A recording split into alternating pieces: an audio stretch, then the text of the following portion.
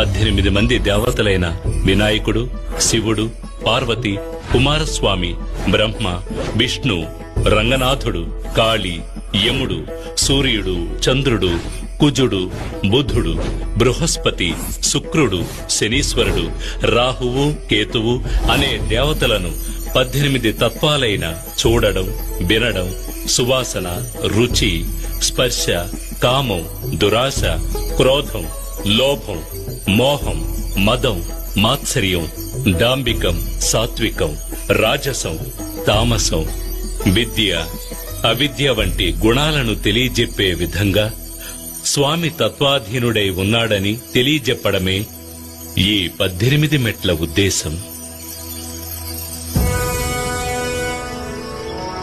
ఆలయ నిర్మాణం పూర్తి కాగానే అయ్యప్పకు ఎటువంటి విగ్రహం ఏర్పాటు చేయాలనే సమస్య వచ్చింది.